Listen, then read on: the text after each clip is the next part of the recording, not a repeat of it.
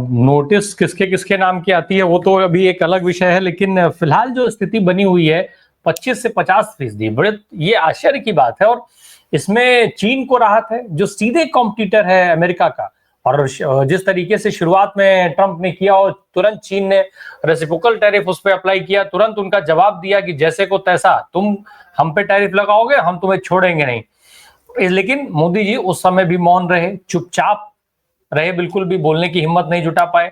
और आज स्थिति ये हो गई है कि जिस ट्रंप के लिए जो है वो रेड कारपेट बिछा रहे थे, बाहें खोल करके उनको फूल माला लेकर के इंतजार कर रहे थे उनका, उसी ट्रंप साहब ने पाकिस्तान को तवज्जो दी है भारत के ऊपर।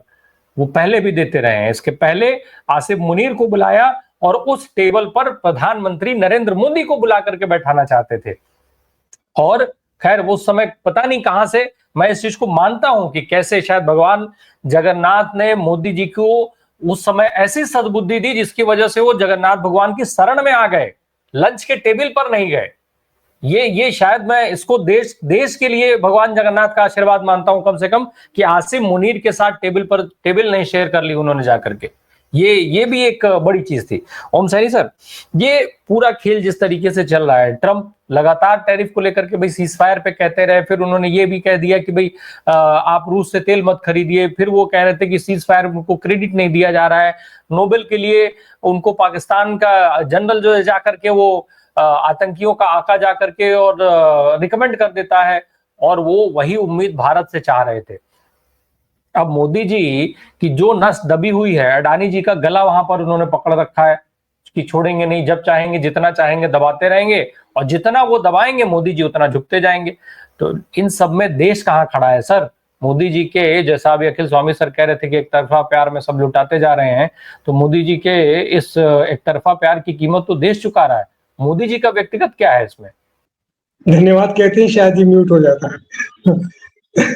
मैं कह रहा था कि बड़ी देर कर दी हुजूर आते आते, ये गाना गाना चाहिए, ये सुनना चाहिए हमारे मोदी जी को, क्योंकि उन्होंने कई सारी पलटियां खाई और पलटियां खाने के बाद में, जैसे भारतीय राजनीति में नीतीश जी का कोई जवाब नहीं है, वैसे विश्व राजनीति में मजबूर होकर के मोदी जी को वो सब पलटियां खानी पड़ रही है। कभी वो अमेरिका की उसमें खड़े होते हैं, कभी चीन की मदद उसमें खड़े होते हैं मेहमान नवाजी में, तो कभी ब्रिटेन और कभी और कहीं जहाँ कहीं भी उनको विश्व डंका बजाने का सिलसिला मिल जाए वो खड़े हो जाते हैं।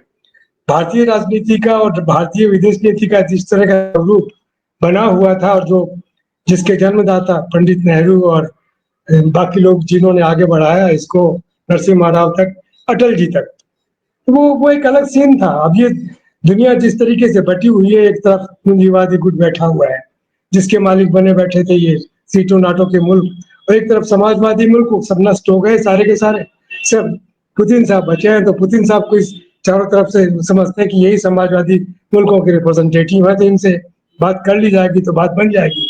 लेकिन जो गुट, जो ऐसे राष्ट्रों के जिनके कोई बोलने वाला नहीं था, जिनका एकमात्र बोलने वाला ये हिंदुस्तान था, जिसने सारा एक गठबंधन बनाया गुटनिरपेक्ष देशों का और जो तटस्थ राष्ट्रों का, और जो एक ताकत, उस ताकत को तो आपने आगे बढ़ाया नहीं, उसको तो हर रोज गालियां देते रहे।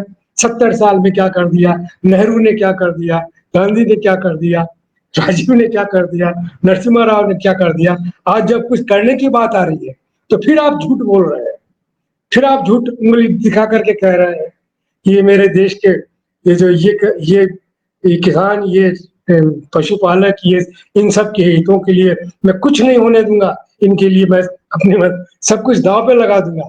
ये नहीं बता रहे कि यार जी वो दिल्ली उधर अमेरिका के साथ में जो हमारा अप्पड़पंच मचा हुआ है उसका कोई इलाज नहीं है।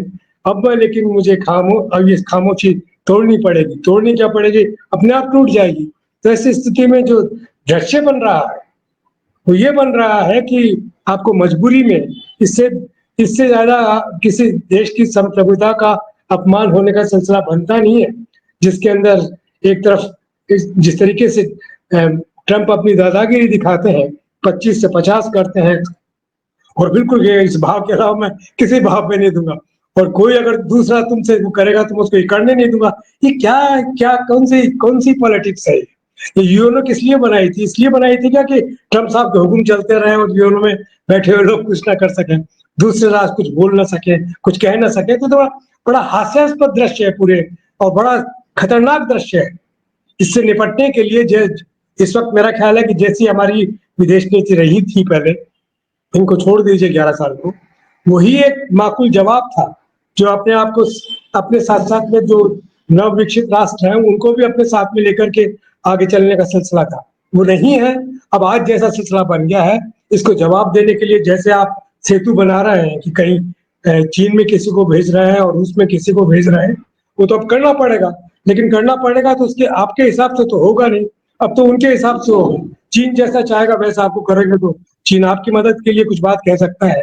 ऐसे पुतिन यानी रूस अगर को अगर आप अपनी बात करने देंगे तो वो आपकी बात कुछ कह सकता है, लेकिन आप कहीं भी डिक्टेटिंग नहीं है, आप कहीं भी जरूरत नहीं है। इस माने जरूरत इस माने में कि आपकी जो श्रम है वो बहुत सस्ता है, और दुनिया में सबसे सस्ता श्रम शायद हिंदुस्तान में ही है, और इसलिए ये निगाह रही है। जैसे डॉक्टर साहब कह रहे थे ना कि फ्री डील जो कर रहे हैं उसके पीछे रीजन ये है कि हमारे यहाँ वो सारा सब कुछ लेके बाजार भी है यहाँ पर, और यहाँ लोगों की श्रम शक्ति भी है जिसका इस्तेमाल कर सकता है, और बाजार वही खपा भी सकता है, और जो अमेरिकन माल खपेगा नहीं वहां पर उसको भी यहाँ ला के खपा देंगे, ब्रिटेन के माध्यम से आ जाएगा।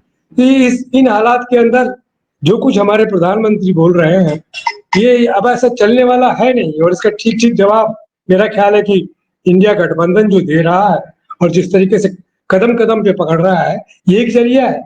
जवाब होना चाहिए, देश के लोगों को भी समझना चाहिए, और खासतौर से भारतीय जनता पार्टी के उन लोगों को समझना चाहिए। मुझे बार बार याद आता है, क्योंकि 1980 में ये बोल रहे थे कि हम चाल और चरित्र और चेहरा बदलने वाला एक पॉलिटिकल पार्टी, डेमोक्रेटिक पार्टी खड़ी करेंगे, जो कांग्रेस की जो तानाशाही थी, जो मिसेस गांधी ने उस वक्त के लिए बताया था कि वो तानाशाही है, उससे निपटारा करने के लिए एक बिल्कुल साफ सुथरी पार्टी।